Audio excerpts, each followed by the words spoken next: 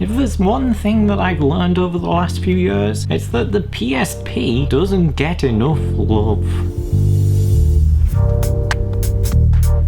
Yes, the PSP, the PlayStation Portable. The first PlayStation handheld device. It was released in 2004/2005, depending on the region, and it was infamously up against the Nintendo DS. Yeah, I'm sure we're all aware of what the PSP is. I mean, why would it be on the video otherwise? And for a channel that mainly seems to talk about PlayStation when it comes to video games, I haven't actually talked about the PlayStation Portable at all. But yeah, whilst not a device that I use all the time, and not one that I really have that much to say about, I do have my fair share of memories with it, and I thought it'd be worth making a nostalgic trip down memory lane video for. So that's what we're doing today, and I should probably stop doing this, because if I want to be able to play it later. Yeah, the PSP, I probably got one around 2006, I think. I can't remember if I got the DS first or after the PSP. I would imagine that I got a PSP after, because I remember specifically wanting a DS for a long time before finally getting one. I think I eventually went to the PSP just because it was kind of cheap at the time, and it had some cool games on it that I was already playing on my other PlayStation home consoles, so it kind of made more sense for me, especially since I was not necessarily a Nintendo child growing up. I'd only ever had a Nintendo Game Boy up until very recently at this point. There's one for reference. The screen kind of pops off, but I fixed it, sort of.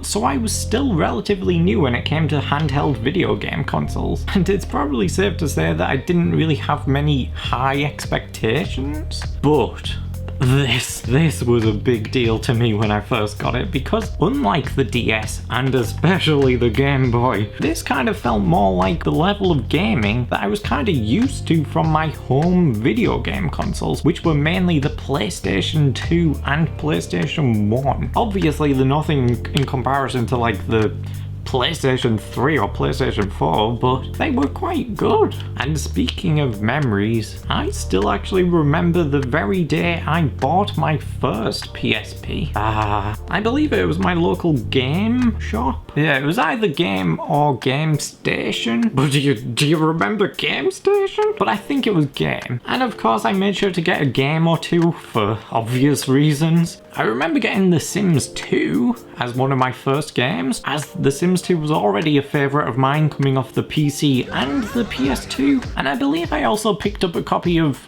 Grand Theft Auto. Oh yeah, because I was something of a cool kid as a kid. It was probably Vice City Stories, as I kind of preferred Vice City as a city over Liberty City. And coming out of the games shop with my new 2 games and my new handheld video game console, I believe we went to Lidl. Yeah, and I remember this because it's where I first tried to play one of these games, and I did it wrong. Because if you didn't know, the games come on these little, oh my god, UMD discs. UMD being Universal Media Disc. Yeah, this is the game. So yeah, they're like little mini DVDs, and I had no idea how you were supposed to use these, because there's no instruction manual, at least when I bought mine second hand, not even with the game itself. You just got this, and we're expected to know exactly what to do with it. How would you get this in this? You probably think, oh well Chris, it's really obvious, you just line it up perfectly so that the disc reader can read the actual disc, and then you just slide it in, pop it closed, and there, you're ready to play. That's probably how you do it, Chris. Alright, that's not how I did it originally. I took the game out of the case whilst walking into the local Lidl. I know the shop sounds irrelevant, probably because it is, but that's just what I remember. And I was following behind my mom, and I saw this for the very first time. A little mini disc inside another casing. And yeah, I thought, oh, okay, this is different to my PlayStation 2 games. So I thought, oh, well obviously you have to split it open to get to the game. Oh, I was very wrong, because you play the game as it is. Chris. Yeah, I was an idiot. obviously. I must have applied a lot of pressure to this to get it open because I can't do it now. But yeah, I got this open and pulled the disc out and had it separate, and I was like, alright, where do I put the disc then? Thinking that this was just disposable. Oh, how wrong was I? I remember I put it away awkwardly, being like, oh my god, I think I've broke it already. And didn't want to tell my mom, obviously, because she would be angry that I just ruined the game that I literally bought from round the corner. And because I knew we were going to the local McDonald's at the same time, I decided to wait before I try it again, and I thought, I'll give it another attempt when I'm in McDonald's. So that's what I did. Whilst we were eating our meals, I was secretly under the table being like, oh my god, how do you do this? Obviously, after a certain amount of time, I obviously figured it out that it has to stain its encasing, and I put it in, and I was off playing my first PSP game, which was The Sims 2, or Vice City Stories. Yeah, so wasn't that a fun little story? The PlayStation Portable was actually quite a popular console in terms of handheld, I think. Its best-selling game was Grand Theft Auto Liberty City Stories, so I guess I was in the minority and went for Vice City instead. I just thought that if you were going to get a Grand Theft Auto for your handheld console, why not go for Vice City? But I don't know, maybe I was in the minority there. There were a few different variations of the PSP throughout its years, because it actually had a decent lifespan from 2004 through to 2013, was it? 2012? 2014! Wow! December 2014! Wow, so it was around even when the PS Vita came out. I guess that was probably just the last game or two, like usually it's like a little FIFA game or something. But yeah, it's still pretty cool. It's a bit of a shame because the PSP actually didn't sell anywhere near as well as the Nintendo DS and didn't necessarily get the same level of popularity and remembrance as the DS. As looking at the sales, it did sell 80 million fewer copies than the DS, and there wasn't necessarily that many notable video games on it that compared to the DS. I mean, with the DS you got Brain Training and Nintendogs and all these other games that everybody raved about, and they were always advertised all over the TV and could be advertised to any generation of people. Whereas the DS, I felt, was very much for like PlayStation fans and teenagers, maybe? I don't really remember it being advertised either. I mean, it was nowhere near as bad of a reception as what the PS Vita got, because that's another story in of itself. I do love you, PS Vita. Yeah, there was a few different variations of the PSP as well. We got the original 2, which was this one. I think this is a PSP 2000, which was the second model. You can get a PSP 3000, which at least in this colour is white, which is pretty cool. And I remember the PSP Go as well, mainly because one of my brothers did actually have a PSP Go, and I always thought it looked pretty cool as well because it was basically, I'm so sorry, which was basically a flip-up version of it. It kind of reminded me of those phones that were kind of popular around the same time. I don't know if it had a touchscreen. I don't think it had a touchscreen. I never had one personally. They look a bit small. I like my handheld to be a bit chunkier. I personally wouldn't go for that because I like to get my games physically, if you didn't know. But if you weren't going to force yourself down a road of forever buying physical media, then I'd probably recommend just going for the digital version, because the biggest issue I ever had with PSPs was A, the time it took to load data from the UMD, and 2, the noise it made when it was spinning the disc around inside. Like I said, this is a handheld video game console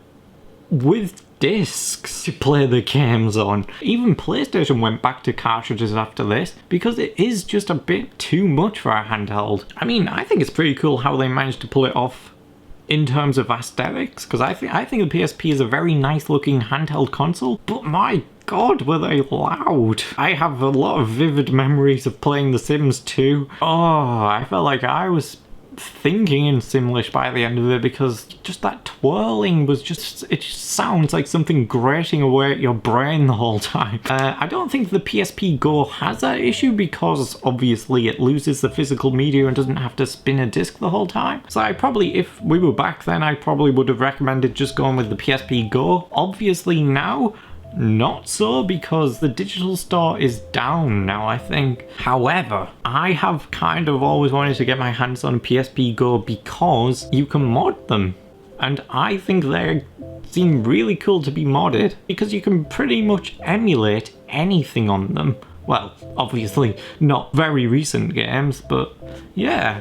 And you can play PSP games again that way. So yeah, probably just go with the PSP Go if you've got internet and the necessary cables, I guess, and know what you're doing. But yeah. And then finally, there was the PSP Street. Wow, how down with the lads does that sound? Yeah, PSP Street, down with the kids, is probably what the marketing people were talking about. Yeah. So obviously they're all discontinued. So obviously again, you are left having to get a second-hand model. Unless you can find a sealed in box one, I guess. When I was looking to buy another one, I got it second hand, the same model I had as well, so pretty cool. I don't know what happened to my first one. I don't actually remember selling it. I don't remember selling my original DS for that matter either. Have I had friends that were thieves or something? Yeah, talking about games, I did later obviously buy some more games, but I never really had that many. I think I did have more DS games in the end, and I think I ended up playing more on the DS as well. But the PSP was just a really cool little console, I thought, and it was cool to always feel like, especially with Grand Theft Auto, feel like you were playing the same game from your PlayStation 2 on the go. What games did I get? I can't remember. I think I got some Need for Speed games, and then I sold them all, so I don't have them anymore. These are all new ones I've got over the years. And just to take a little look through my collection, I do have Little Big Planet. Never played it, but it looks like the same game that we all know and love on the PS3, so... Gangs of London? Yeah, if you can't tell, there's a lot of PlayStation 2 type games being ported over to this. Socom? I can't remember how you pronounce it. I've got a few of the PS2 games of this, so it's another PS2 port, I guess. Although actually, I think this is actually its own game. Pursuit Force, supposed to be really good for the PSP, so I'm glad I got that. Tomb Raider Anniversary, ooh. SmackDown vs. Raw 2006. It's got Dave Bautista in it. It's pretty cool. Grand Prix F1, The Godfather, and Tom Clancy's Rainbow Six Vegas. So yeah, there's quite a few games that were on the home consoles that were either ported over to the PSP or make their own versions of. I'm actually surprised that they even got Little Big Planet on there, because that actually shows how old the system was. I guess it came out around the PS3, but felt like a PS2 console, at least to me. I know I had some other games, but I can't remember what they were. I remember I must have had two others because a friend of mine asked to borrow them, and he would lend me two games in return, which were Medal of Honor Heroes and Need for Speed Carbon. And if you can't tell already, clearly we never traded the games back. Yeah, I've still got his games. And I don't know if he still has mine, but if you're watching these, do you want your games back? Because I don't know, it feels a bit overdue.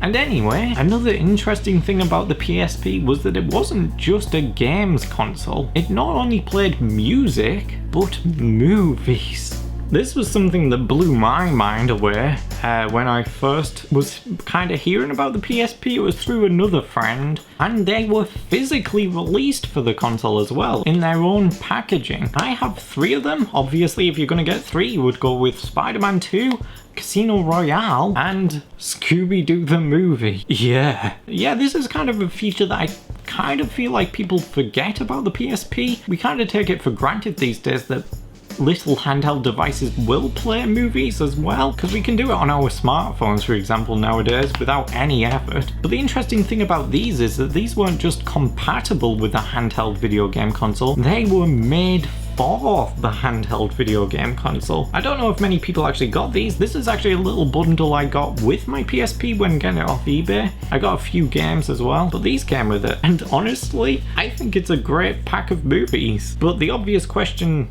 is, who in the right mind would watch a film on this PSP? Yeah, obviously now you probably wouldn't. You'd probably watch it on your tablet or laptop or something, but back in the day, this was really cool to me. It's actually the way I watched I Am Legend for the very first time. So yeah, unlike the DS, you not only got games to play on the system, but Spider-Man 2 as well. Like, how many times have you heard of a video game console getting its own line of physically distributed movies? The PSP did. So yeah, that's my little video on PlayStation Portable, a console that kind of existed and then was kind of forgotten about. However, it did get a successor, PlayStation Vita, which may actually be my favourite handheld console. It's a bit of a shame because obviously it didn't have the same life as a DS, for example, something of which has had its own spin-offs and is still kind of around today. But I don't think it's something to be overlooked because